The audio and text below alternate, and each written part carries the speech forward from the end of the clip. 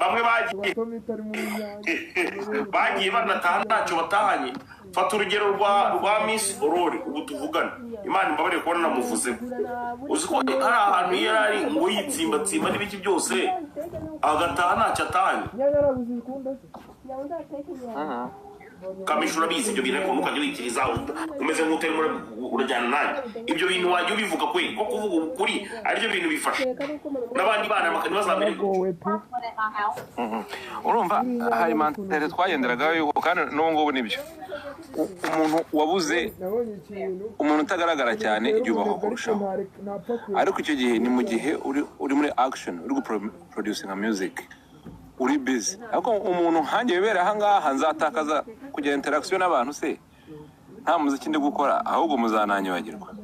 Gusa kujyana na Priscilla niwe udashaka kubonana n'abantu. Igihe najya gushingura mukuru wa Shafi Arizona hatuye, naramuhamagaye yamaze kwimukira muri Arizona. Ni abo sari mubwiye ngo ikigo twa amazina akabisha cyane. Ikibazo rero ikintu njya mbakundira, urumva mureba gitera ntimurebe icyamuteye ibyo bintu. Muzamanze mumenye ni iyihe mpamvu Priscilla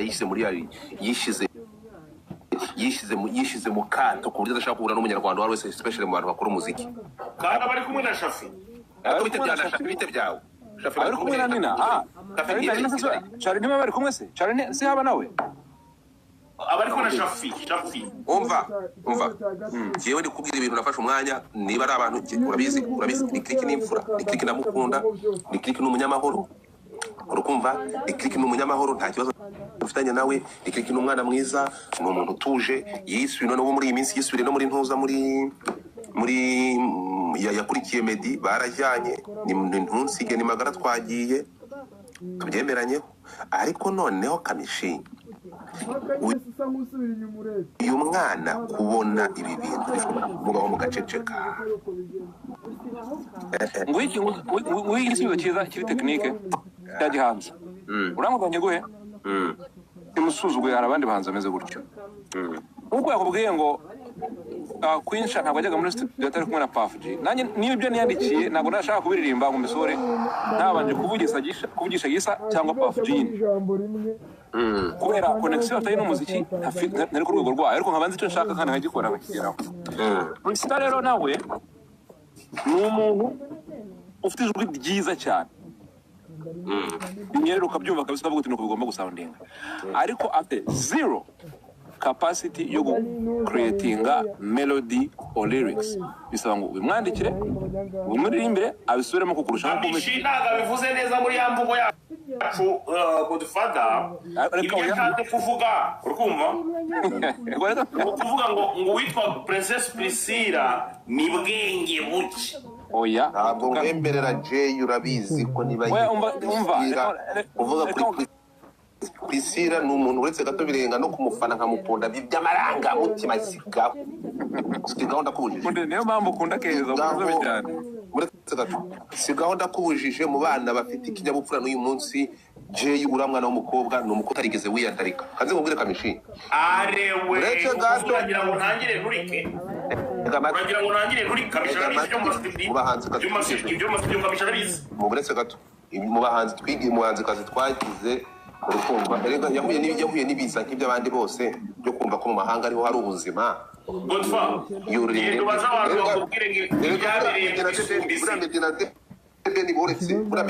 na Debeni boretse impano nyinshi cyane. Kira kintu cyo gutoroka nicyo cyatumye bakamisha amasaha bari bwota amasimbi. Ambwira ngo mwemuretse iki ni ikibazo ngewe, iki ni ikibazo gikomeye mugomba kumenya. Abantu kugeza amasaha bashagi bakabaye baririmbana bakamishi. Ubwo ni bande baturutse Debeni na Meddy batagenda ngo abantu bumve baragenda bayifotoza mu Kigali. None reba ni nakaye keza kavuyeyo. Kamisha ya masaha Kamishi ibaze Kamishi aza kuba kiri Kigali abageze tuvugisha ukuri. Abasigaye Kigali dore nibo bari kubaka za Nyarutarama abangaba najya ku depression bavugaga nari kuba nkariho.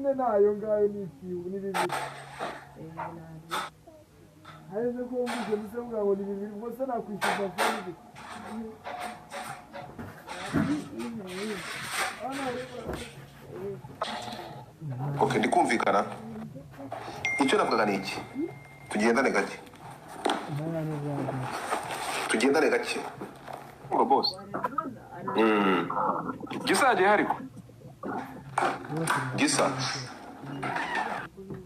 reka gisa mwa sebuja basiranye kontra atabizi mujya kumukoresha indirimbo arayirikodinga akoresha buri kimwe Coach Gaere afite ukuri ko kubihagarika rero ndimo ntisoge urabyibuka Jay ndabyibuka uzi ko abantu bazanye intambara bagatangira kumutera amabuye ndavuga ntabwo nabyemera turi kumwe that is me bare baravuga ati none ngo dufata urabona ndavuga nti muve mu mafuti ngiye simbana muri mu mafuti urukumva uyu muhungu wawe aya masari muvuga ko nanga de Beni azagira umuntu murenganya uzareba ntabwo ngiye nanga umuntu nanga amafuti Coach Gaere ntabwo nigeze nirira rimwe nifuza kumuvuga nabi ntacyo pfa nawe simuzi niyo mpamvu de Beni yaje muri Ottawa akambwira ati tubona navuga ngo ahiruye ikende ngaravuga ati sinifuza kubonana nawe ntabwo ndi umuhanzi ndi umuririmbyi de Beni yageze muri Canada araguhamagara ngo tubonane uramukatira ndamubwira nti barakubeshye kinyusi merudaraza aravuga tubona ndamubwira nti urabona nanjye genzeranye nawe we wacu ndanga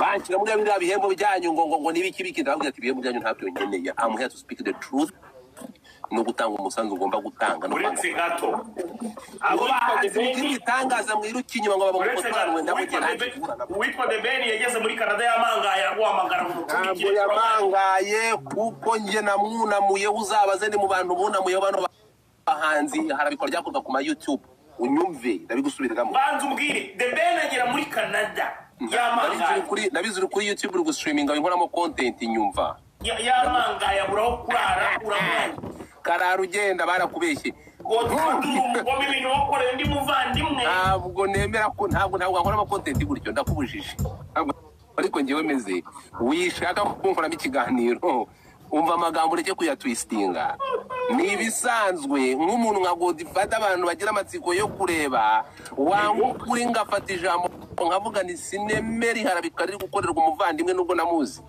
urugunyumva de Beni abaje Canada ega amatwi ndavuga nti ntabwo nemera ko ibi kandi twumvikane Jay Godfather yarahagurutse ndashimira ariko ko yahagurutse katwumva ikumva kurira kwacu ibiganiro bihara bikabinahungeta abantu bakoze amazina byo ku ma YouTube bigahagarara aho mutinze bana uretse gato mutinga nde bari kwa ngo mutinze jewe wa mutinze hanyuma se nkabandi kukumva nde kare ntabwo mutinze turakumva nuko oke baravuga ko na commutinze kuko batari gushaka ngo ngendere mu murongo wawe ushaka kuntwaramo turakumva 5 kwa 5 urukumva ikintu kiroje Godfather kuba narahagurutse nkavuga nti gufata umuntu ko ashobora gufata umuzindaro akabikoresha mu guhungira abandi bro bari bamaze kugera kure abantu bafashe kamera bajya kwa mushiki wa de Beni murabyibuka ngo bajya kumushaka mu cyaro muri ko bajya gushaka se wa de Beni bakamusindisha bro bigeraho bajya no kumva y'umuvandimwe bajya kumva y'umubyeyi w'umuntu urumva ibintu byarigeze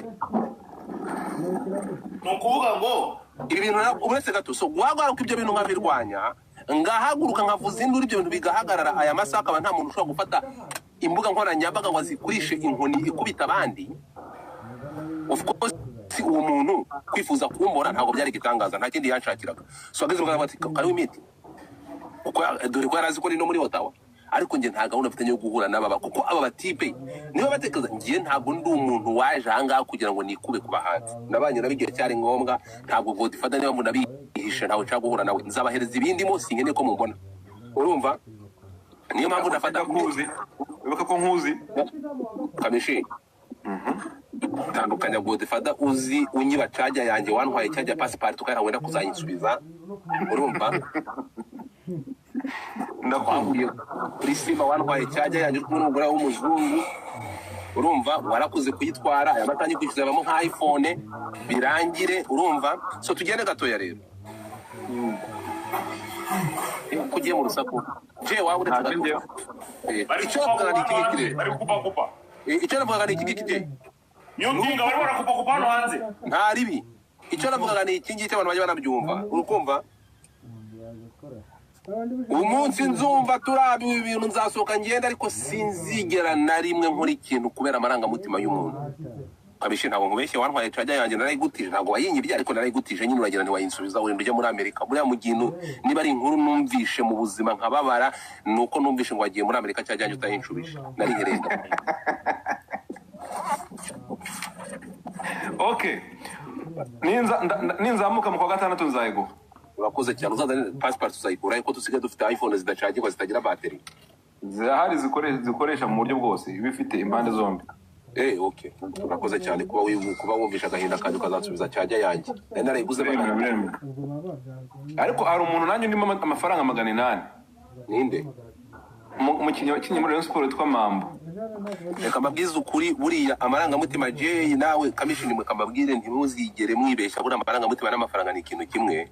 Hari umusenzi bita Bodwe urumva yari umusirikare.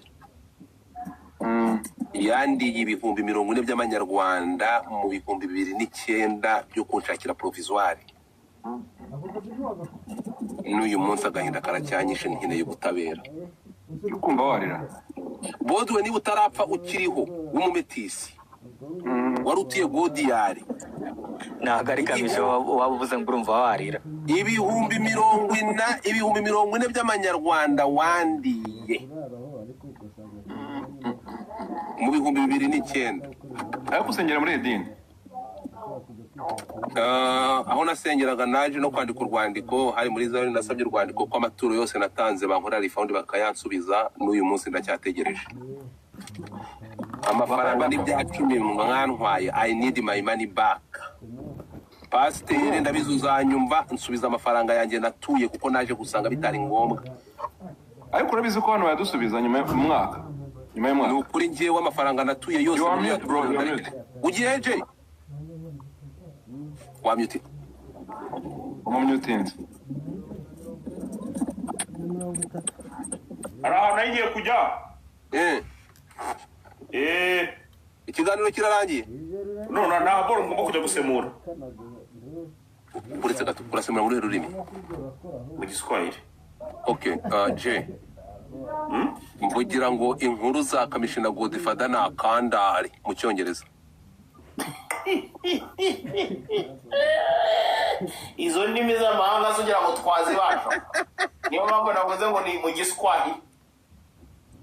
No, okay, Ubwenge uzi burimo ubundi bwenge mwana. Je mvugira mu Cyongereza ngo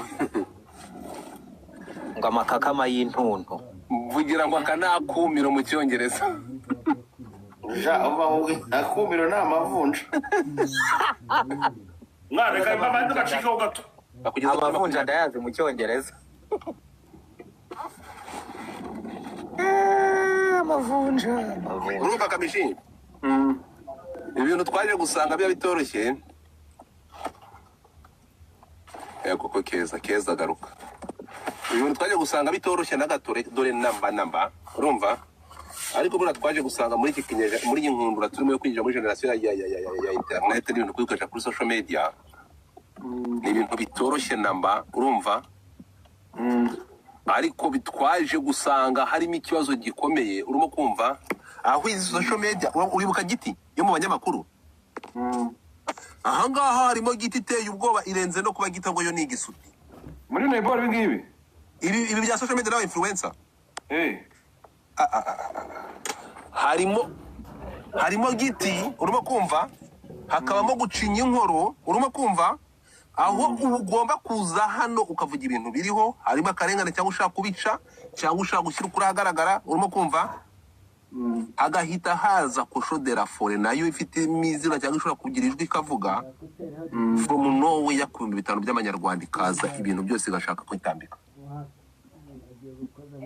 igafata igashaka kukuryama sinuri kumva icyo kintu ndabyumva ntabwo nari mbizi aho abantu bafata timu urukumva aho umuntu avuga ati urakora ibi ukuri kurahinduka ikinyama kirahinduka ukuri turi kumwe Kamishi ukaza ugakora umwana ugakora ibintu ukarenganya umuntu cyangwa ukora ibintu by'umwanda ukavuga ati ngiye mfite Jesse Kwiza mfite Godfather aragenda hariya ikinyama cyajya kigira ukuri cyangwa ibyo navuze bigire sinuri kumva icyo kintu we have this stuff no kushana na giti y'indirimbo yabaga mu ndirimbo ni danga ariko ndabyumva ntabwo nari mbizi ko social media yarakomeza yava social media noneho iyo iri hanyuma ya bira biboro bindi iri hanyuma ya bira biboro bindi noneho yo aho umuntu avuga ati ngo influencer bose ndabafite akaba avuga ati ngo dufata ndamufite je ndamufite ibyo nakora byose social media nta kintu kizavuga ngo ngiye kinsebye cyangwa ngo kigisha ukuri ko mabinkora hanze uranyumva ibyo rero ntabwo ngo dufata bikozwa urimo kumva niba muri abasenzi none abahanzi musuzugura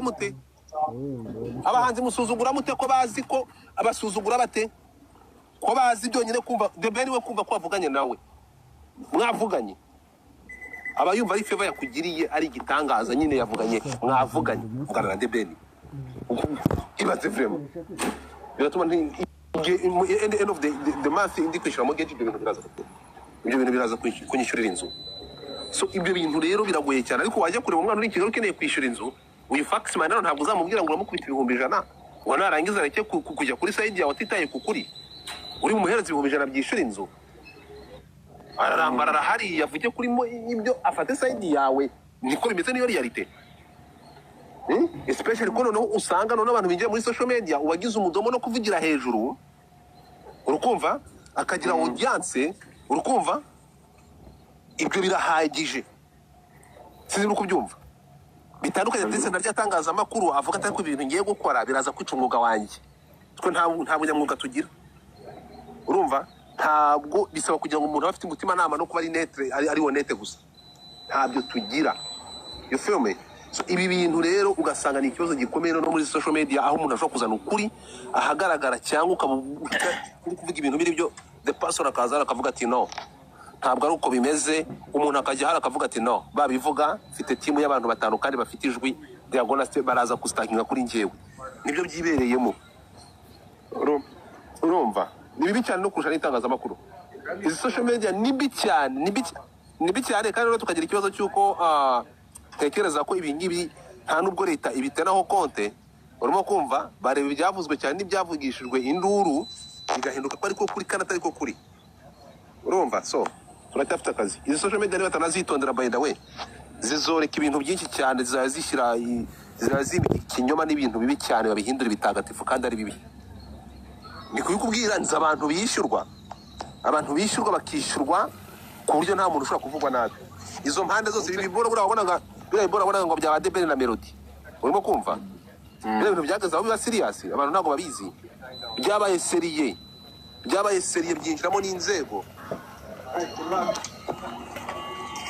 kubera igo yagihanze tu ntabwo ari igo yagihanzi nizo ngegera nabo bandi bantu bagenda bakaba bakanda nzugi bakagenda bakabikuririza urukumva bakagenda bakabikuririza